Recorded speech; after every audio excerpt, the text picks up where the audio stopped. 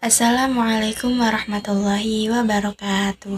Perkenalkan, nama saya Nurul Inayah, mahasiswa jurusan Pendidikan Agama Islam semester 4 kelas D.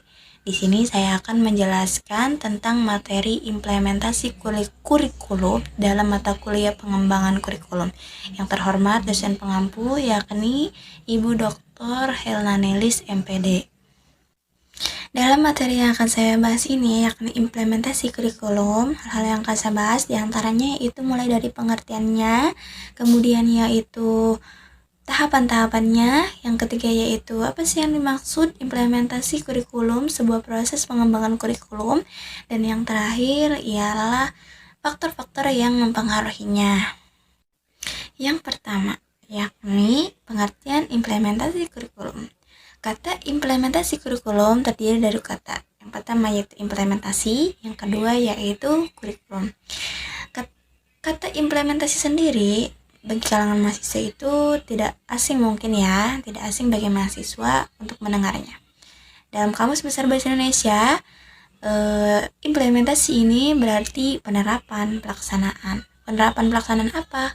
Penerapan dari sebuah rencana yang telah disusun matang-matang.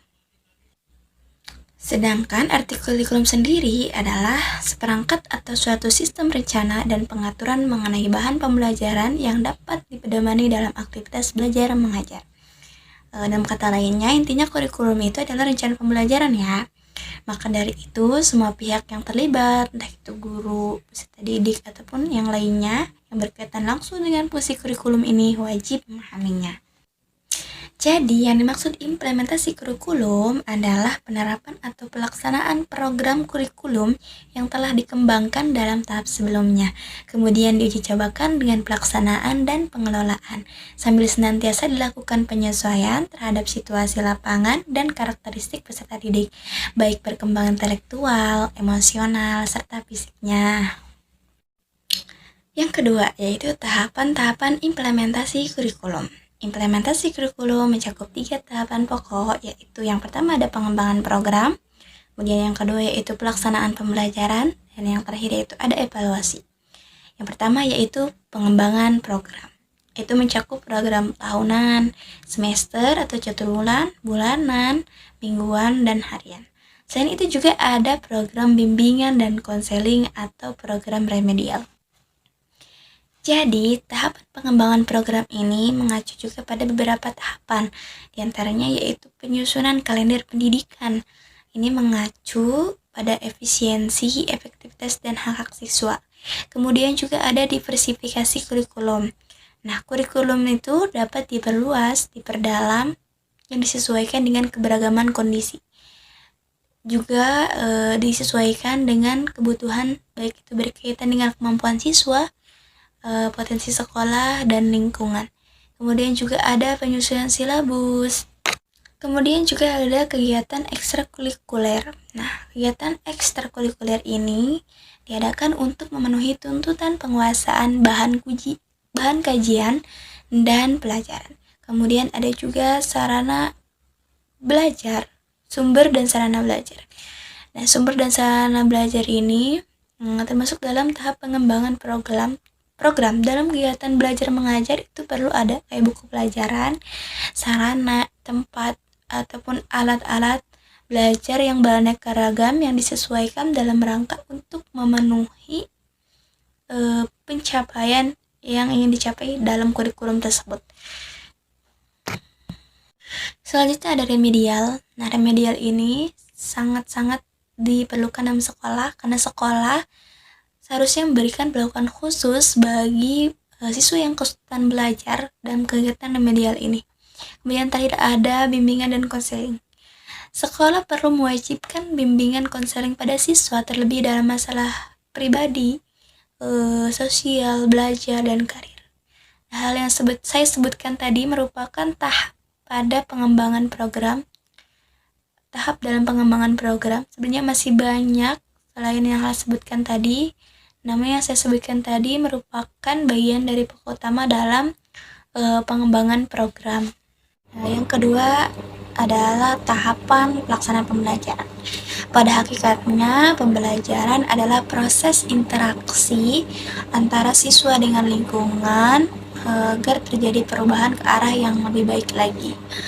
Tahapan pelaksanaan pembelajaran ini bertujuan untuk melaksanakan blueprint yang telah disusun dalam fase perencanaan dengan menggunakan sejumlah teknik dan sumber daya yang ada dan telah ditentukan pada tahap perencanaan sebelumnya. Jenis kegiatan dapat berbeda-beda sesuai dengan kondisi yang ada. Teknik yang digunakan, alat bantu yang dipakai, lamanya waktu pencapaian kegiatan, pihak yang terlibat, serta besarnya anggaran telah dirumuskan dalam tahapan perencanaan, diterjemahkan kembali dalam praktik. Secara umum, hasilnya akan meningkatkan pemanfaatan dan penerapan kurikulum. Kemudian yang terakhir adalah evaluasi, yaitu proses yang dilaksanakan sepanjang proses pelaksanaan kurikulum caturwulan atau semester serta penilaian akhir formatif atau sumatif mencakup penilaian keseluruhan secara utuh untuk keperluan evaluasi pelaksanaan kurikulum. Tahap evaluasi ini bertujuan untuk melihat dua hal. Yang pertama yaitu melihat proses pelaksanaan yang sedang berjalan sebagai fungsi kontrol. Apakah pelaksanaan evaluasi telah sesuai dengan rencana? Dan sebagai perbaikan jika selama proses terdapat kekurangan. Kemudian yang kedua yaitu melihat hasil akhir yang dicapai. Hasil akhir ini merujuk pada kriteria waktu dan hasil yang dicapai dibandingkan terhadap fase perencanaan. Implementasi kurikulum, sebuah proses pengembangan kurikulum. Apa sih yang dimaksud? Teman-teman, implementasi kurikulum merupakan tahap penting dalam proses perkembangan kurikulum yang melibatkan penerapan rencana kurikulum ke dalam praktik pembelajaran di institusi pendidikan. Ini melibatkan langkah-langkah konkret untuk menjalankan rencana kurikulum yang telah disusun.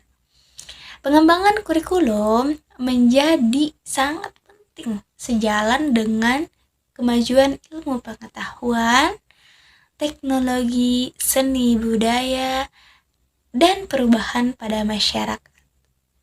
Untuk mencapai tujuan tersebut, maka para pengembang kurikulum terus melakukan perbaikan kurikulum di sepanjang Indonesia. Rancangan kurikulum yang telah dibuat perlu diimplementasikan sehingga dapat diketahui apakah rancangan kurikulum dapat menjawab tujuan yang telah ditetapkan. Bahasan yang terakhir, yaitu faktor-faktor yang mempengaruhi implementasi kurikulum. Implementasi kurikulum dipengaruhi oleh 3 faktor, yaitu yang pertama ada karakteristik kurikulum, yang kedua yaitu ada strategi implementasi, dan yang terakhir ada karakteristik pengguna kurikulum. Yang pertama yaitu karakteristik kurikulum yang mencakup ruang lingkup bahan ajar, tujuan, fungsi, dan sifat dan sebagainya. Dan tujuan kurikulum sendiri sebagai alat pendidikan untuk menghasilkan siswa yang berintegrasi. Dengan adanya kurikulum, siswa menjadi paham dengan materi yang ia pelajari. Kemudian fungsi kurikulum sendiri adalah bagi siswa sebagai acuan belajar. Untuk siswa dengan adanya kurikulum, siswa menjadi paham dengan materi yang disampaikan, materi yang harus dipelajari. Kemudian untuk guru sendiri sebagai pedoman pengajaran. Kemudian yang kedua, strategi implementasi, yaitu strategi yang digunakan dalam implementasi kurikulum seperti diskusi profesi, seminar, pendaftaran, lokakarya, penyediaan buku kurikulum, dan berbagai kegiatan lain yang dapat mendorong penggunaan kurikulum di lapangan. Dan yang terakhir adalah karakteristik pengguna kurikulum, yaitu meliputi pengetahuan, keterampilan, serta nilai dan sikap guru terhadap kurikulum dalam pembelajaran. Baiklah, mungkin hanya itu saja yang dapat saya sampaikan. Kurang lebihnya saya mohon maaf bila terdapat banyak kekurangan, banyak kesalahan baik dari perkataan ataupun perbuatan. Semoga bermanfaat. Wabillahi taufiq wal hidayah. Wassalamualaikum warahmatullahi wabarakatuh.